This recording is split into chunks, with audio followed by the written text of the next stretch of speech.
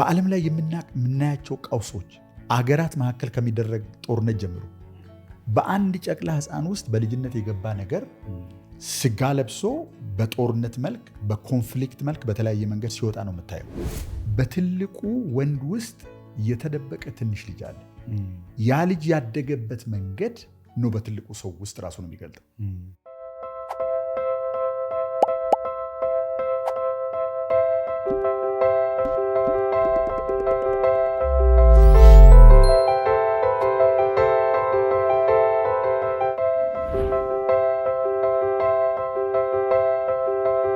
እንዴት ናችሁ ውድ የኢምፓክት ቤተሰቦች? ዛሬ ስለ ቤተሰብ እናወራለን። ቤተሰብ ዋጋ አለው የሚል ርዕስ ላይ እናወራለን። እንደምታዩት እንደ ጊዜው ብዙ ነገሮች ከቤተሰብ ጋር ከፍተኛ ችግር እየተፈጠረ እንደሆነ ሁላችን እንረዳለን። ሁሉም ሰው ፊት ለፊቱ ያለ ችግር እንደሆነ ሁላችሁም ታውቃላችሁ። በየግሉ ሁሉ ሰው የሚያስተውለው ነገር ነውና ይሄ ነገር ምንድን ነው፣ እንዴት ልንፈታው እንችላለን የሚል ርዕስ ላይ ከአቶ አሼ ጋር ጭውውት እያደረግን እንቆያለን። ተከታተሉ። አሽዬ እንግዲህ ዛሬ ስለ ቤተሰብ ነው የምናወራው። ዛሬ ስለ ቤተሰብ ነው የምናወራው። እጅግ በጣም አስፈላጊ ከሆኑ እስካሁን ካወራንባቸው ርዕሶች በጣም የምናከብረው ለምናወራው ነገር ሁሉ እንደ አስኳል እንደ ማዕከል ሆኖ ሊያገለግል የሚችል በእያንዳንዱ ሰው ቤት በእያንዳንዱ ጣሪያ ስር ያለ ስለ ቤተሰብ የማያገባው ሰው የሌለ ትክክል ሁሉን ሰው የሚመለከት ርዕስ ነው። ወይ አባት ነህ ወይ እናት ወይ ልጅ ወይ የሆኑ ልጆች አጎት፣ አክስት፣ ሁሉም ሰው ከቤተሰብ ጉዳይ ጋር የሚያያዝ ነገር አለው በቀጥታም ይሁን በተዘዋዋሪ። ስለዚህ ይሄ በጣም ያስፈለገበት ምክንያት ምንድን ነው? እንደምታውቀው ያሬዶ የጋብቻ መፍረስ ኦልሞስት የዓለም ሜይንስትሪም ሆኗል። እንደ ቀላል ዝም ብለህ ሻይ እንደመጠጣት ወይም ሰውነት እንደመታጠብ በቀላሉ የምታደርገው ነገር ሆኗል። ሰዎች ህይወታቸውን ኮሚት ካደረጉ አብረው መኖር ከጀመሩ በኋላ ልጆች ከወለዱ በኋላ መለያየት በመላው ዓለም በጣም ትልቅ ተቀባይነት ያገኘ ኦልሞስት አንዳንዶቹ በህጋቸው ውስጥ አጽድቀው ዳይቮርስ ማድረግን በጣም በቀለለ ሁኔታ እንዲያደርጉ እንዳይወሳሰብ በህግም ጭምር እየደገፉ ያለበት ጊዜ ነው። በተለይ ደግሞ በእድሜ ትንንሽ የሆኑ ቲንኤጆች ከ20 ዓመት በታች አካባቢ ያሉ ህፃናቶች ነገን የማያውቁ ብዙ የህይወት ልምድ የሌላቸው በጾታ ላይ በጣም የተንሸዋረረ አይነት አመለካከት ነው ያላቸው። ይሄ ሁሉ ኬን ነው የሚመጣው የሚለውን ነገር በደንብ አድርገን እናየዋለን። ከዚህ የተነሳ ሰዎች ለሰውነታቸው፣ ለመንፈሳቸው፣ ለነፍሳቸው፣ ለአእምሯቸው ያላቸው ዋጋ በቤተሰቦቻቸው ላይ በልጆቻቸው ላይ ሲንጸባረቅ ታያለህና ይሄን በዓለም ላይ ባሉ ከቤተሰብ ጋር በተያያዙ ቀውሶች ዕለት በዕለት ነው የምናየው። ስለዚህ ይሄ ነገር አድሬስ መደረግ አለበት። ለምን ቢባል አንድ ሰው በቢዝነሱ ስኬታማ መሆን ከፈለገ በሚመራው ተቋም፣ በሚሰራበት መስሪያ ቤት፣ በህይወቱ ክንውን ጠቅላላ ስኬታማ መሆን ካስፈለገ ቤት ውስጥ ደህና መሆን አለበት። ደህና ቤተሰብ መምራት አለበት። የሚያድጉ ተስፋ የሚደረግባቸው ልጆች ማሳደግ አለበት። ያ ሳይሆን ቢቀር ላዩን ልንስቅ እና ፈገግ ልንል እንችላለን። ውስጡን ግን እያንዳንዱ በቤተሰቡ ውስጥ ችግር የተፈጠረበት ሰው ይገነዘባል ምን ማለት እንደሆነ በስሜት ደረጃ። ስለዚህ ይሄን ለማስቀረት በሚቀጥሉት ጊዜያት እጅግ በጣም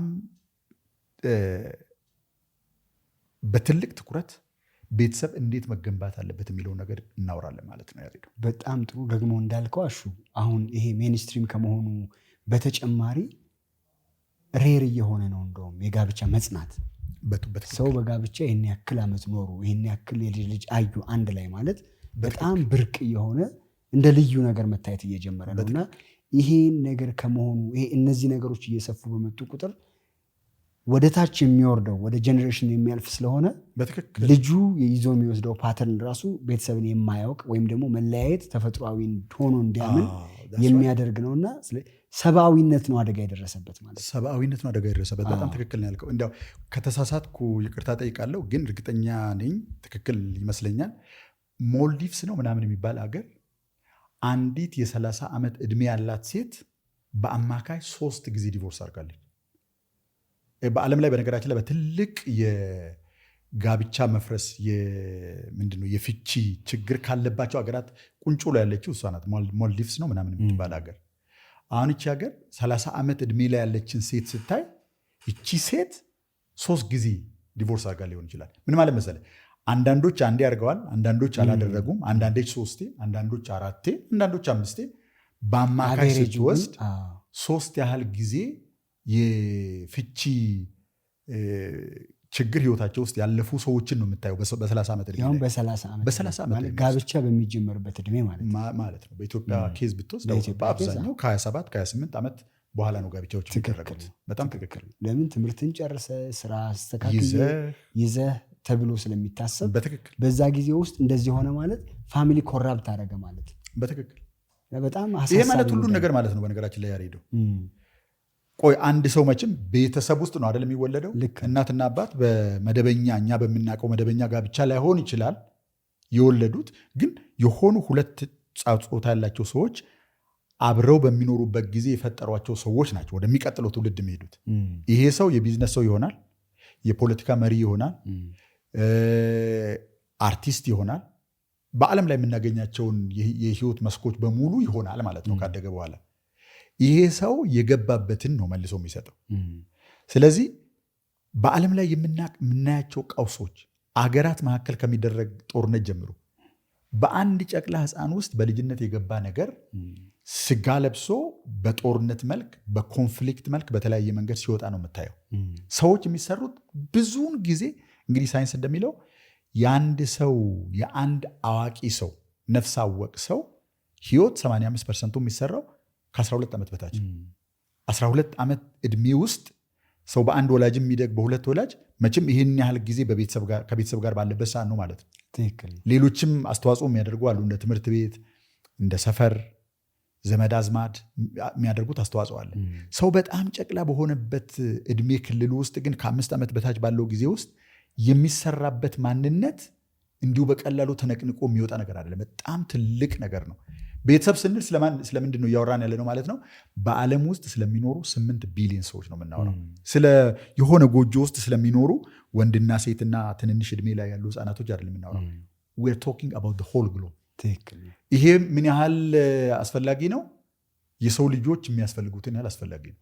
እውነት ነው ማለት የመኖር የመቀጠል በትክክል ጉዳይ ነው የሚሆነው ማለት በትክክል። በነገራችን ላይ እንትን ብቻ የፍቺ ጥያቄ ብቻ አይደለም ችግሩ። አብረውም ያሉ ከውጭ ለሚያያቸው ሰው የሚያስቀና የሚመስል ጸጥ ያለ ጩኸት የሌለበት ድብድብ የሌለበት ግን ውስጥ ለውስጥ ከፍተኛ ጦርነት የሚደረግባቸው ቤቶችም አሉ።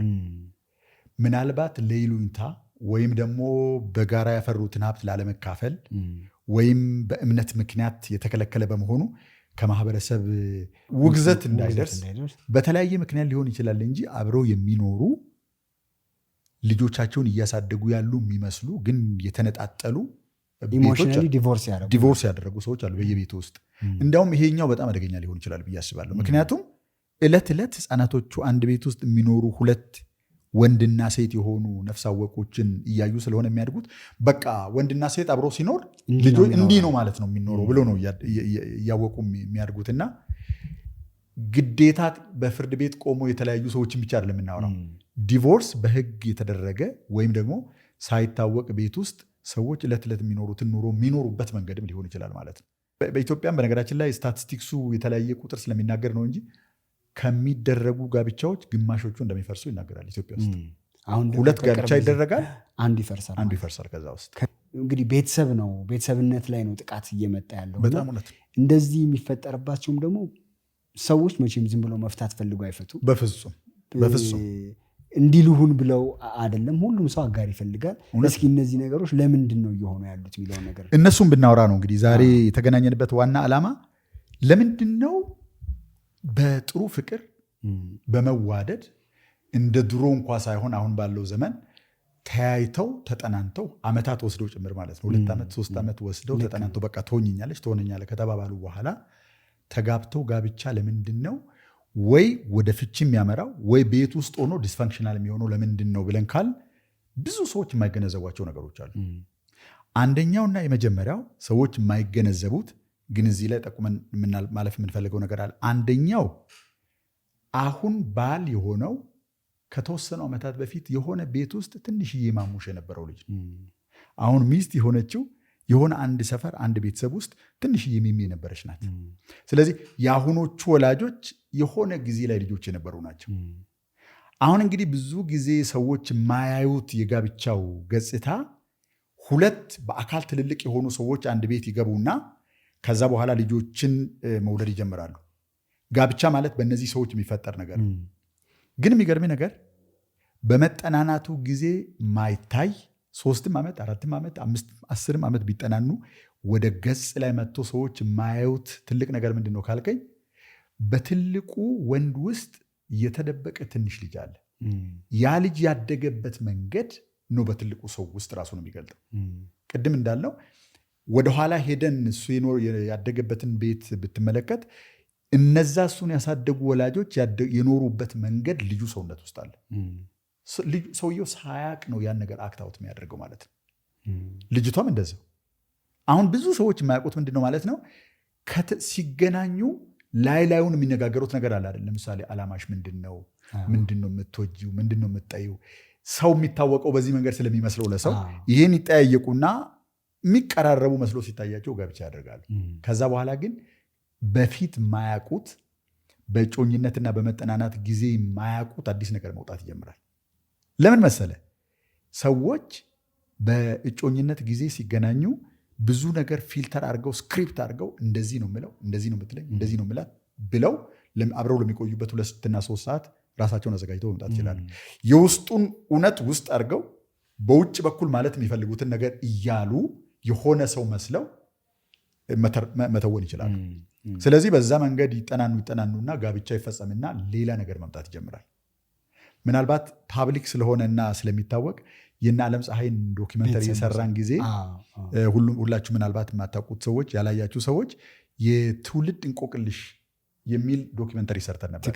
እዛ ዶኪመንተሪ ላይ አቶ መንግስቱና ወይዘሮ ቴነሽ ብዙ ትልልቅ ልጆች የወለዱ ልጆቻቸው አግብተው ልጆች የወለዱ የልጅ ልጅ ያዩ ሰዎች ናቸውና መጀመሪያ የጠየኳቸው ነገር ቴነሽ እንዴት እንዳደገ ታውቃለህ ወይ አልኩት። አቶ መንግስቱ አላውቅም አለ። እሷንም ደግሞ ለብቻዋ ስናነጋግራት አቶ መንግስቱ እንዴት እንዳደገ ታውቂያለሽ ያልናት፣ እሷ የምታውቀው አድጎ የሆነ ስራ ይሰራ ከነበረበት እድሜ ጀምሮ ወደዚህ ያለው በአይኗ ያየችውን ነገር ነው የምታውቀው። በልጅነቱ እንዴት እንዳደገ ምን የምታውቀው ነገር የለም። እሱ ብቻ ሳይሆን ያስፈልጋል። እሱ በልጅነቱ እንዴት እንዳደገ ይህን ነገር ማወቅ ያስፈልጋል ሊል ይችላል አንድ ሰው። በጣም ያስፈልጋል። በነገራችን ላይ የገጠር ሰዎች ይሄ እኛ እንደ ኋላ ቀር እንደ ፕሪሚቲቭ የምንቆጥራቸው ሰዎች ስለ ጋብቻ የገባቸው ዘመናዊ ነኝ የሚለው የከተማው ሰው ያልገባው ነገር አለ። ምን ይሆናል? በጣም አስገራሚ ነው። በድሮ ጊዜ ጋብቻ የሚደረገው አሁን የገጠሩም ሰው ወደ ከተማው አይነት ይሄው ዘይቤ መጥቷል። በፊት ግን ምን ይደረግ ነበር መሰለ? አባትህ በዘመድ አዝማድ ከወንዝ ማዶ ከ2 ወንዞች ወይም ከ3 ወንዞች ወዲያ ለዘመድ ሁሉ ይነገራል። አንተን ለማግባት ስትዘጋጅ ምን ተብሎ ይነገራል? ጨዋ የሆነች ቤተሰቦቿ ጨዋ የሆኑ ለልጄ ለእንትና ሚስት ፈልጉለት ተብሎ ለዘመድ አዝማድ ይነገራል። ከዛ በኋላ ዘመድ አዝማድ የሚያውቀውን ማማተር ይጀምራል። በየሰፈሩ ከሚያዩዋቸው ነገሮች ሌሎቹን ኋላ ቀር ነገሮችን እንተውና ከሚያዩዋቸው ነገሮች አንደኛው እዛ ቤት ውስጥ ቀድሞ የዚያች ልጅ ታላላቅ የሆኑ ሴቶች ወይም ወንዶች አግብተው ፈተዋል። ይህን ያጠናሉ። እነዛ አባቶች የሚጣሉ በመጣላት በመለያየት በመፋታት የሚታወቁ ናቸው ወይስ ጨዋ ሆነው ለዛ አካባቢ ሰው ምሳሌ የሚሆኑ ናቸው? የጋብቻ ምሳሌ መሆን የሚችሉ ናቸው? ይሄ በደንብ ነው የሚጠናው። ጨዋነት ከሚባሉ ነገሮች መካከል አንደኛው ይሄ ነው።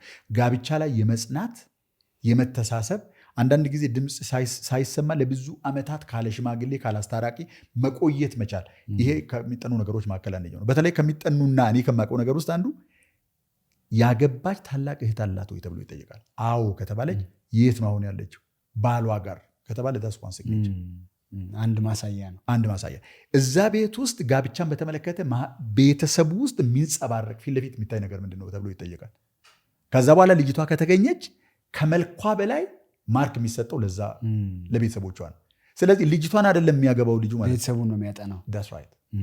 ልክ ይሄን እርግጠኛ ሲሆኑ ጥቁማ ይመጣል ወደ ቤተሰቡ። ከዛ በኋላ ደግሞ እነሱ ያያሉ። ምናልባት የልጁ አጎት ወይም ታላቅ ወንድም ወይም እዛ አካባቢ ያሉ ሰዎች ሄደው ልጅቷን ተደብቀው እንዲያዩት ይደረጋል። በቃ አለ አይደለ መልክ ላይ ይህን ያህል የጎላ ነገር ከሌለ የጨዋ ልጅ ናት ከተባለ ልጅቷን እንዲያገቧት ይሆናል። ስለዚህ ምንድን ነው ማለት ነው? ልጅቷን ቢያገባት ልጃችን አብራው ትኖራለች ወይ የሚለውን ለማረጋገጥ ቀድሞ ያለውን ያደገችበትን ሰፈር ያለገችበትን ከባቢ ነው የሚያጠኑት። የሰርጉ ቀን ነው ባልየውና ሚስትየዋ የሚተያዩት፣ ግን እስከ እድሜያቸው ጫፍ ነው አብረው የሚኖሩት አይደለም። ቀድሞ የተሰራ ነገር ስላለ ማለት ነው። በትክክል ትመጣለች፣ አልተያዩ አልተጠናኑ ምናምን። አሁን ከተማ ውስጥ የሚደረገው ነገር የለም። የሰርጉ ቀን ያውም እንኮ ቤት እስከምደርስ ትሸፈናለች፣ አትታዩ። ኦኬ ቤት ነው የሚያያት ታውቃላችሁ እናንተ። ፊልም ላይ ሳይሆን ሙሽራ እንትን ላይ አድርገው ሚዜው ታቅፎ እንትን ላይ ፈረስ ላይ ፊቷን ሸፍነው ይዞ ሲሄዱ አታውቁም? ፊቷ ይሸፈናል፣ ማንም አያትም። እሱ ነው ገልጦ የሚያያት። አያውቃትም ማለት ነው። ለእሱ ራሱ ሰርፕራይዝ ነው የምትሆነው ማለት ልክ አንቺ ነሽ ነው የሚለው። በመሀል እኮ የሆነ ነገር ቢቀላቀልበት በቃ ለዚህ ዘመን ሰው ይሄ በጣም ኋላ የቀረ እንትን ነው አይደል? አፕሮች ነው አይደል? ትዳርን በተመለከተ እነዛ ሰዎች ግን ልጅቷ የቤተሰቦቿ ፍሬ እንደሆነች ያ ፍሬም በልጅነት በጨቅላነት የገባ እንደሆነና አብሮ የሚቀጥል እንደሆነ ስለሚያውቁ ያችን ልጅ ያጯታል፣ ያገባታል፣ አብራ ትኖራለች። ፓተርን ነው የሚያጠኑት ማለት ፓተርን ነው የሚያጠኑት። በጣም የሚገርም 100%። በጣም የሚገርም። የኛው የከተማው ሰው ዘመናዊ ሰው የማያውቀው ነገር ምንድን ነው ካልከኝ፣ እንግዲህ እንትኑም አይፈቅድም፣ ሁኔታውም አይፈቅድም። ልጅቷን እዚህ ከተማ ነው የሚያ እስኪ ገጠር ሄጄ እንዴት እንደሆነች አይጠይቃትም። ራሱ እንዴት ነው ቤተሰቦች አይባልም። እሷ ናት የምትጠየቀው። ህልም አለሽ ወይ? ምን አይነት ሰው ነው የምትወጂው? አብረን የምንቀጥል ይመስልሻል? በቃ አይደል? ይሄ ላዩን ማንኛውም አማካይ ሰው የሚጠይቀው ጥያቄ። ተጠያየቁ፣ ተግባቡ፣ ባህሪዋን ያያል። የሚታይባት መጥፎ ነገር የለም። ይጋባሉ። በነገራችን ላይ በወራት ጊዜ ውስጥ የሚፋቱ ሰዎች አሉ እዚህ ከተማ ውስጥ። ልክ ነው። በወራት ነው የሚለው። ዓመት ያልሞላ ጋብቻ የሚፈርስበት ቤት አለ። እውነት ነው። ለምንድን ነው? ሰዎች ደመነፍሳቸው ውስጥ የያዙትን ፓተርን በአካል አብሮ መኖር ሲጀምሩ ነው የሚገልጡት። የጮኝነቱ ጊዜ አይደለም። የጮኝነቱ ጊዜ 2 ሰዓት ስለሆነች ተጠንቅቆ ፊልተር አድርገው ማሳለፍ ይችላሉ። አብረህ ስትኖር ግን የጋራ ገቢ ይኖርሃል። አንድ አልጋ ላይ ነው የምተኛው። የምትጋራው በጣም ብዙ ነገር አለ። ልክ ነው። የዛን ጊዜ እዚህ ጋር ስትነካ ቁስሉ እዚህ ጋር ስትነካ መታየት ይጀምራል። የዛን ጊዜ ነው ደመነፍስ ውስጥ ያለው ነገር መታየት የሚጀምረው። የዛን ጊዜ በልጅነት የገባበት ነገር ወጥቶ መታየት የሚጀምረው ግልጥ ብሎ የሚታየው ያኔ ነው። ከዛ በፊት እንተዋወቅ ወይም እንጠናናም የሚባለው ነገር ስክሪፕትድ የሆነነና ሁለቱም የፈለጓት ነገር አለች አንድ ላይ መኖር። እሱን ነው ፋሲሊቴት የሚያደርጉት በትክክል እንጂ ስለ እውነተኛው ነገር በትውውቅ ጊዜ አይወጣም በፍጹም። 10 ዓመት ይጠናናል እኮ ሰው። ስንት ዓመት አብሮ ለመኖር ነው? 10 ዓመት 11 ዓመት ተጠናንተናል የሚል ሰው ብቻ ቃል 11 ዓመት። ከዛ ስንት ዓመት ለመኖር ነው ሰዎች ማለት 11 ዓመት ተጠናንተ ስንት ዓመት አብሮ ለመኖር ነው? ሲጋቡ የሚለያዩት ለዛ ነው። በትክክል ኦልሬዲ ጨርሰው ነው እንትን የሚሉት። ስለዚህ ምንድን ነው ማለት ነው ሲጠናኑ ምን ማለት መሰለ እንትኑ ደመነፍሳዊ ትርጓሜው ያለቀች ያበቃች የተጠናቀቀች ስትመጣ መታ ግጥም የምትል ምንም ስራ የማያስፈልገኝ ሴት ነው የምፈልገው ይላል እሱ። እሷም እንደዚያው ከመልክ ጀምሮ እስከ ባህሪው እስከ ሁሉ ነገሩ ልክ ሲመጣ እሷ ያወጣችው መመዘኛ ያሟላል፣ ግጥም ይላል፣ አለቀ። እሱም እንደዚያው ምን ማለት ነው? ከተጋባም በኋላ የሚሰራ ነገር የለም ማለት ነው። በቃ ተጠናንተን ጨርሰናል። ስለዚህ እዚህ ጋር ምናልባት ገና ጮኝነት እድሜ ላይ ላሉ ሰዎች ምን መክረው፣ ጋብቻ ከተጋባችሁ በኋላ የሚጀመር ትምህርት ለመማር ፈቃደኛ የሆነ ሰው የሚገባበት ኮሚትመንት ነው እንጂ ያለቀና የተጠናቀቀ ሰው ሌሎች ሰዎች ሰርተውት የጨረሱትን ሰው ለመቀበል የሚገባበት አይደለም። ስለዚህ ሰዎች በተለይ በልጅነታቸው እንዴት እንዳደጉ እንዴት እንዳሳለፉ ቢጠያየቁና ለዛ ማንነት የሚመጥን የስብዕና ግንባታ በራሳቸው ቢሰሩ በጣም ጥሩ ነው። መጠናናቱ ራሱ እሱ ቢሆን ትክክል። ኮሚትድ ከሆንክ በኋላ ምን ማለት መሰለህ፣ ምንም ይፈጠር ምን እየተማርኩ እየተሻሻልኩ እያስተማርኩም ከእሷም እየተማርኩ አብረን እናድጋለን ተብሎ ነው እንጂ የሚገባበት እንደዚህ አይነት መመዘኛ ነው ያለን፣ ከዚህ መመዘኛ የምታፈነግጥ ከሆነ እፈታታለሁ ወይም እፈታዋለሁ የሚል አይነት አማራጭ ይዘው የሚገቡ ከሆነ ሁሉም ጋብቻ ይፈርሳል በእርግጠኝነት ነው። ምክንያቱም ያ መጉደሉ ማይቀር ነገር 100% የቤተሰብ ፓተርን ጉዳይ ስለሆነ 100%። ስለዚህ ነው ጋብቻ ያልተጋቡት ሰዎች ለመጋባት የሚሮጡበት የገቡበት ደግሞ ለመውጣት የሚሮጡበት አይነት ሆኗል። በትክክል ይሄ ነው አሁን ትልቅ ያለቀ ነገር ነው ያስቀመጡት የጠበቁት ያለቀ ነገር አይደለም ያለው። ስለዚህ ለማደግ ለመሰራት ለመታገስ ለመውደድ ራሳቸውን ስላልሰጡ በእርግጠኝነት የራሳቸውን ሰልፊሽ የሆነውን መመዘኛ ብቻ ስለሚያዩ ያን መመዘኛ ደግሞ የሚያሟላ ሰው የለም ሰውየውን ጨምሮ። ራሱን ሰውዬው እኮ የራሱ መመዘኛ ራሱ የሚጠይቀው ሰውዬ እሱም አያሟላም። ስለዚህ ወደ ጋብቻ ወደ መፍረስ ይሄዳል ማለት ነው። ስለዚህ እዚህ ላይ የምንለው ነገር ምንድን ነው? ሰዎች እንዴት ነው የሰው አእምሮ የሚሰራው? ስናድግ እንዴት ነው የምናድገው? ካደግን በኋላ እንዴት ነው ያንን ስናድግ ያስገባነውን ነገር የምንገልጠው የሚለውን ነገር በደንብ አድርገው ቢያውቁና በተለይ ከሌላው የጋብቻው ወገን አይናቸውን አንስተው ራሳቸውን ሪፋይን ወደ ማድረግ ራሳቸውን ወደ ማብቃትና ወደ መስራት ቢሄዱ በጣም ጥሩ ነው ብዬ አስባለሁ። ሁለቱም አካላት ሚስት የምትባለውም ባል የሚባለውም ትክክል ራሳቸው ላይ መስራት ከቻሉ በትክክል በየግል እሱ እንድትሰራለት እሷ ደግሞ እሱ እንዲሰራለት ነው የሚጣረው በትክክል። ስለዚህ ሁሉም የራሱ ላይ ቢያተኩር ችግሩ እየቀለለ ይመጣል የሚል ሀሳብ ነው። በትክክል ደግሞ ምን አይነት እንትን አለ መሰለህ፣ ልስራ ስልህ እኔ አሁን ምኔ ጎሎ ነው የምትሰራኝ? ጎዶሎ ነህ እንደማለት ነው። ጎዶሎ ነህ እንደማለት ነው። በዛ አይነት መንገድ አይደለም።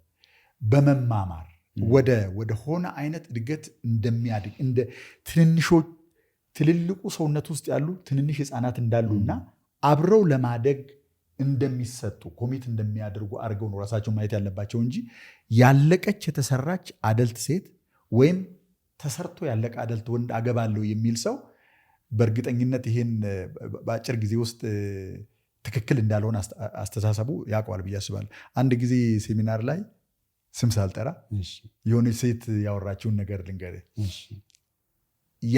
ያ ሰው እሷ ያገባችው ሰው መጀመሪያ ላይ የመሰላት ሰው አለ፣ የሳለችው ሰው አለ። ከዛ በኋላ ሲጋቡ ያየችው ሰው ከዛ ከሳለችው ሰው ጋር አይመሳሰልም። እና ምንድን ያለችው መጀመሪያ ላይ ጋብቻውን ሳረግ በቃ ይሄኛው ነው ሰውየው ብዬ ነበር ያሰብኩት። በኋላ ላይ ግን ሳየው ሌላ ሰው ነው። እንዲለወጥ ጫና ሳደርግበት የበለጠ ቦታውን እየያዘ እየጸና እየጠነከረ ሄደብኝ። በኋላ ላይ እንደማለውጠው ሳቅ እሱን ተውኩና ወደ ራሴ የተመለከትኩ ያለችን ሴት አለች። ይሄ አቲቲዩድ ቀድሞ ከጋብቻው በፊት ቢታወቅ እጅግ በጣም ጠቃሚ ነው። አንደኛ አትቆሳሰልም። ሆን ብሎ ነው እንዲያደርገኝ፣ ሆን ብላ ነው እንዲያደርገችኝ አትልም። ለካ ነገሩ የሚወጣው ከደመነፍስ ውስጥ ነው። እሷም ልትቆጣጠረው አችልም፣ እሱም ውስጡ ያለው ነገር ሊቆጣጠር አይችልም። ምክንያቱም ደመነፍሳዊ ነገር ካለፈቃድህ ነው ራሱን የሚገልጠው። እንዴት እንደምታስተዳድረው ወይም እንዴት ከሰውነት ውስጥ እንደምታወጣው፣ ባህሪህን እንዴት እንደምትለውጥ፣ ማንነትን እንዴት እንደምትሰራ ካላወቅ እድሜ ልክህን የምትታገልበት በወዲያኛው በኩል ያለውንም ሰው አታስተካክልም፣ አንተም አትስተካከልም። እንዲሁ የመጠላለፍና የኩርፊያ ቤት እየሆነ እንደሚቀጥል ቅድም ያልከው የቤተሰብ አይነት እሱ ነው የሚሆነው ማለት ነው። በትክክል ይሄ ኢሞሽናሊ ዲቮርስ አድርገዋል፣ ግን ለሶሻል ወይ ለማህበራዊ ነገሩ ፊት ለፊት ላይ የሚያሳዩት ነገር እንደሚዋደዱ፣ እንደሚተሳሰቡ፣ አብረው እንደሚኖሩ፣ ልጆቻቸውን በስርዓት እንደሚያሳድጉ ነው። ይሄ እንግዲህ ገና ጋብቻው መባቻ ላይ ወይም ከመጋባታቸው ቀድሞ ያለውን ዘመን የሚያመለክት ነገር ነው። ስለዚህ ሰዎች ከመጋባት ቀድሞ በልጅነታቸው ውስጣቸው የተሰራውን አርክታይፕ ቢያውቁ እጅግ በጣም ጠቃሚ ነው። ማወቅ ለምንድን ነው የሚጠቅመው ካልከኝ፣ በሌላ ሰው ላይ ብቻ ወንጀሉን ከማድረግ ነገሩን ገለል ብለን እንድታይ እድል ይሰጣል። አንተንም ያንንም ሰው ሴት ከሆነች ደግሞ ራሷንም ባሏንም ገለል ባለ አይን በሶስተኛው ወገን እንድታይና ትክክለኛ ዳኝነት እንድትሰጥ ያደርጋታል። እሱ ለእያንዳንዱ ትንንሽ ነገር ትካቲካ ውስጥ መግባት፣ መነታረክ፣ መጣላት፣ መደባደብ፣ መጨቃጨቅ ይቀርና ወደ ማስተዋልና ወደ መማር ታመጣዋል። ለምንድን ነው ሰዎች ብዙ ጊዜ በቃ ተስፋ ቆርጠው አይ እዚህ ጉዳይማ በቃ ከዚህ ጋርማ አልኖርም ከእሷ ጋርማ አልኖርም እሱም ይልና ወዲያው ወደ ዲቮርስ ይሄዳሉ። ትክክል። ምንድን ነው ይሄ የሚፈጥረው? አሁን ብዙ ሰው ነው በጣም በትንሽ ነገር ወይ ሄዶማ እንትን ካላለ ምኑን እንትን አለ እንደዚችማ ካላረገ እንትናን ይባልና በቀላሉ እሱም እንዲህ ካላረገችማ ብሎ በቀላሉ ወደ ፍቺ ነው የሚሮጠው ሰው። ትክክል። ምንድን ነው ስንፍናው? ምንድን ነው የምታስተውለው ነገር? አንደኛው ነገር ሁሉም ሰው በራሱ አይን ሲያይ በዛኛው በኩል ያለው ሰው ነው ያጠፋው። ማለት ፍቃደኝነት ያስፈልጋል እኮ ራስህን ለማየት መፍቀድ አለብህ።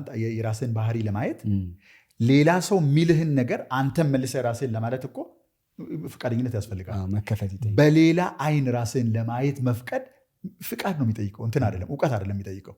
አሁን ያሬድ ሁልጊዜ ሚስት የምታደርጋትን እያንዳንዷን ትናንሽ ነገር እያየ እጸጽ ላውጣ አካል ብዙ የሚወጣ እጸጽ አለ። በእሷ አይን ስትታይ አንተ ላይ ያለውን እጸጽ ግን ለማየት ፈቃደኛ አይደለም። በእሷ አይን ራስህን አታይም። በእሷ አይን በአንተ አይን ግን እሷ 100% ጊዜ ታያታለህ። በዚህ አይነት መንገድ እንዴት ይሆናል? እሷን በራሷ አይን እያየች አንተን በራሷ አይን እያየሃት ጋብቻ በምንም አይነት መንገድ መጽናት አይችልም። መሆን ያለበት እንዴት ነው? ራስህን ብታይስ፣ እሷን ትተሃል ለጊዜው፣ ራስህን ብታይስ።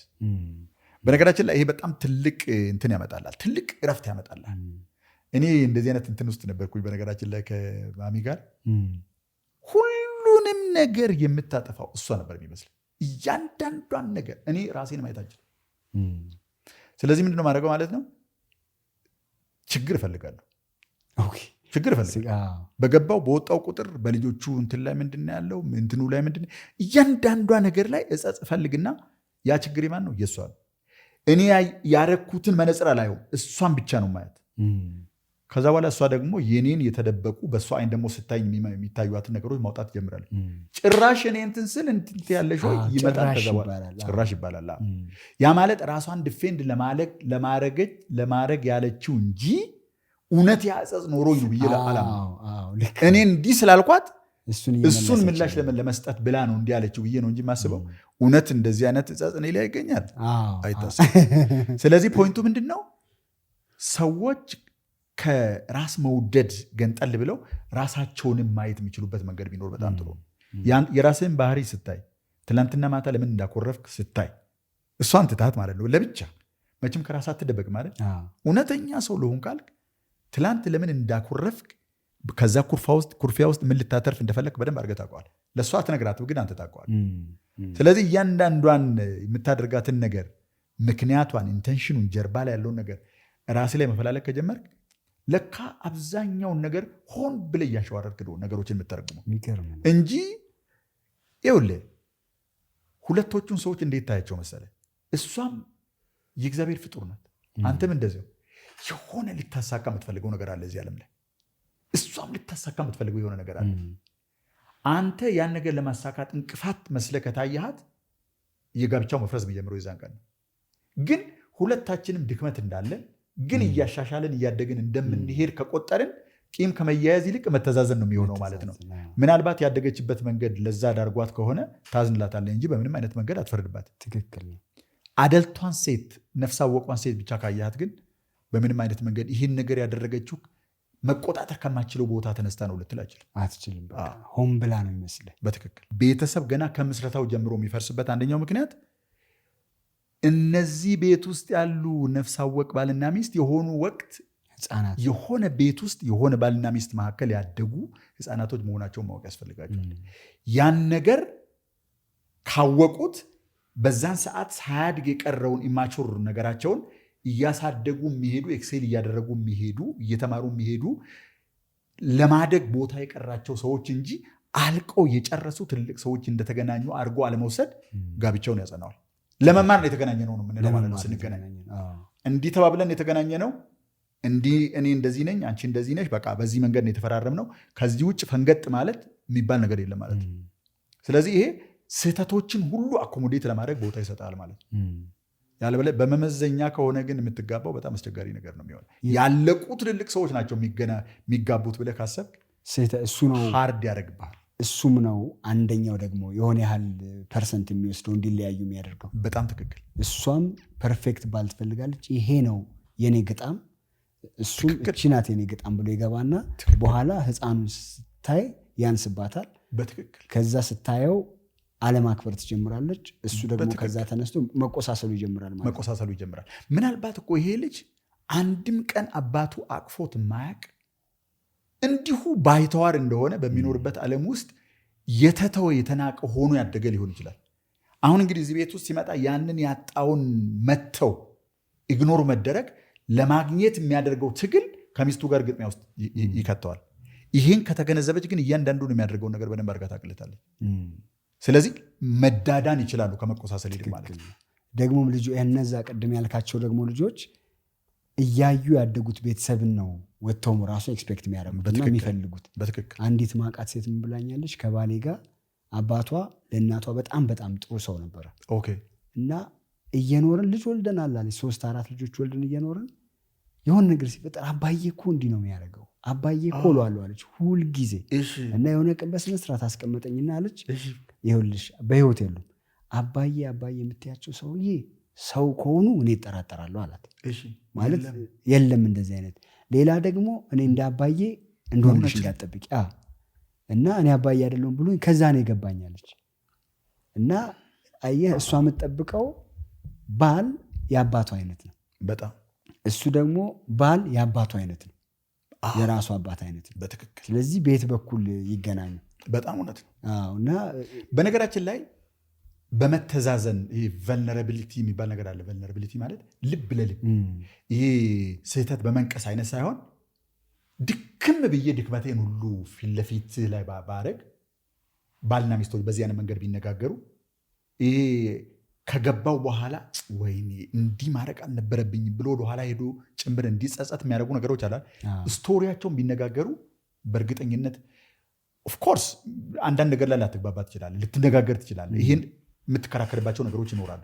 ግን ይሄ የጠላትነትና ለፍቺ የሚያደርስ አይነት ነገር ውስጥ አይገባም። ሆስቲሊቲ በፍጹም አይፈጠርም። ሁለት የተለያዩ ሰዎች ናቸው። በተለያየ ሁለት አይን ነው የሚያዩት። ስለዚህ ሙሉ በሙሉ እንትና እንደጠበቀው እንትና ማየት አለበት የሚባል ነገር የለም። ይሄ የሚፈጥረው የየራሱ የሆነ ሲቀላቀል የሚፈጥረው ውበት አለ። አንዳንዴ ደግሞ ሲጋጭ የሚፈጥረው ኮንፍሊክት አለ። ይሄ ሁሉም ቤት ውስጥ ያለ ነገር ነው። ይሄ ግን ወደ ትልቅ ደረጃ አድጎ ለመፋታት ልጆችን በትኖ መንገድ ላይ ለመለያየት የሚያበቃ አይሆንም። በኋላ ላይ ትነጋገራለህ፣ መልሰህ ትነጋገራለህ። ለዚህ ነበር እንዴ እንደዚህ ያልከው፣ ለዚህ ነበር እንዴ እንደዚህ ያልሽው ብለህ መልሰህ ተጫውተህበት የምትተው ነገር ነው። ቀልድ ነው። ስለዚህ አሁን እየነገርከን ያለኸው ቤተሰቦች እችኛዋን ትንሽዬ ነገር ወይም ትንሽ ላንለው እንችላለን በእነሱ ቁስለት ውስጥ በሚለያዩ ሮጠው ወደ ፍቺ ሲወጡ ያልተረዱት ነገር ለትውልዱ ላይ የሚመጣው ጠባሳ ወይም ደግሞ ቁስለት ነው። እነሱስ ላይ ከዛ ልጆቻቸው ላይ ይሄዳል፣ እያለ ይሄዳል። ከዛ እሱን ደግሞ ስሜት ስኪፕ ለማድረግ ሌላ ነገር ውስጥ ይገባል፣ ሌላ ጋብቻ ይሞክራል። እሱም እያለ ይሄዳል። እሱ ነው ጋብቻን ወይም ደግሞ ቤተሰብ የሚባለው ነገር አደጋ ስር እየከተተ ያለው። አንደኛው ይሄ ነው። አንደኛው በጣም በትልቁ ይሄ ነው።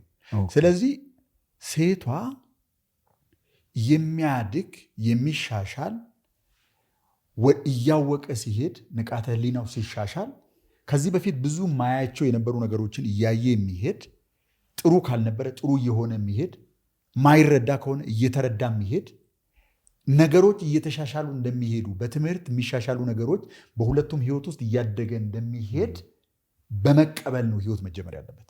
እናድጋለን ብለህ ነው የምትጀምረው።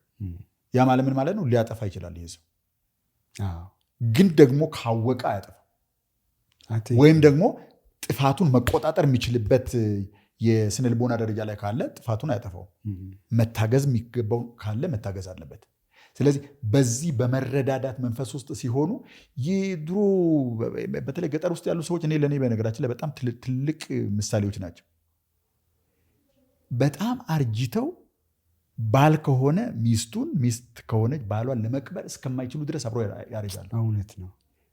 መሬት ላይ እየተጎተቱ እየተንከባለሉ ያለቅሳሉ። መጨረሻ ላይ ሲለያዩ የሆነ እውነት አዲስ ከጫጉላ ቤት የወጡ ወንድና ሴት የተለያዩ እስኪመስል ድረስ ልብህ በጣም ያዝናል። ትላልቅ ሰዎች ሲለያዩ አሁን በቀደም ራሱ አንድ ለቅሶ ሄጄ ነበር። 95 ዓመቱ ነው ሰውየው፣ አረፈ እና ሴትዮዋ ትንሽ የአልዛይመር ወይም ደግሞ የመርሳት አይነት እንትን ያላት ናት አሉና ከመሞቱ ትንሽ ቀናት ቀደም ብሎ እጁን ትይዘዋለች፣ ጉልበቱን ታሻሽለታለች፣ ምን ታደርግለታለች ምናምን ብሎ ነገረኝ አንድ ሰው ከሞቱ በፊት ስለነበረው ነገር። I was surprised። ምናል ከ50 ዓመት በላይ አብሮ የኖሩ ሰዎች የመነፋፈቅ አይነት ነገር ስታገኝባቸውና ሲለያዩ ለምን 200 ዓመት አይሆኑም? ታዝናለህ። አዲስ እንደሚጀመር ጫጉላ ቤት ታዝናለህ። ይሄን የሚያመጣው ምንድን ነው ካልከኝ ጠንካራውና ያለቀው ሰው ይልቅ እያደገ የሚሄድ ህፃን ልጅ ወይም እያደገች የምትሄድ ህፃን ልጅ አብሮ የሚያድጉ አብሮ የሚጫወቱ ሰዎች አድርገህ ራስን ከቆጠርክ ሶፍት ከሆንክ ለስላሳ ከሆንክ ትተዛዝናለህ ከመጨካከን ይልቅ። በነገራችን ላይ ጋብቻ መፍረስ ዲቮርስ እኮ የመጨረሻው ጫፍ እኮ እውነት ነው አይደለም? ተዘጋግተው 2 ቀን መቆየትም እኮ አይገባም እኮ ማለት የሆነ ነገር ተነጋገርክ። ይህም በነገራችን ላይ ማናችንም በእግዚአብሔር ፊት ነው የምንናገረውና እንደ ፍጹማን አንድም ቀን እንትን ሁልጊዜ እንነጋገራለን። እኔ የምቀበለው እሷ የማትቀበላቸው አስተሳሰቦች አሉ፣ ወደፊትም ጭምር የሚቀጥሉ ነው የምልህ፣ ሪዞልቭ የማይደረጉ ግን የእሷን ሀሳብ የኔን ማከብረውን ያህል ካከበርኩ እሷም እኮ ያየችበት መንገድ አለ አይደል? በቃ በእሷ አይን ሲታይ ነገሩ ያን ይመስላል፣ በእኔ አይን ሲታይ ደግሞ የሚመስለው ሌላ ነገር አለ። ይህን ማክበር አለብኝ። እሷ የኔ ካላከበረች በስተቀር ቤቱ ይቃጠል ማለት እሷ አይደለችም ወይ ወይም እሱ አይደለም ወይ? እንደዛ ምትል ሰው ካለች በዚህ አይነት መንገድ ኢቮልቭ እንደሚያደርግ እንደሚያድግ ራሱን የሚቆጥር ቤት እየጸናና እየተማረ ሪፋይንድ እየሆነ ሄዳል። ያለቀና ይሄ ብቋን የሆኑ ሰዎች ከሆኑ የተጋቡት ጋብቻው ይፈርሳል። ብቁ ሰው ከሆነ ያገባው ጋብቻው ይፈርሳል። የሚማሩና ትንንሽ ልጆች ከሆኑ የተጋቡት ጋብቻው እያደገና እያማረ ይሄዳል። በዚህ አይነት መንገድ ካየን ጋብቻዎች በሙሉ መዳን ይችላል።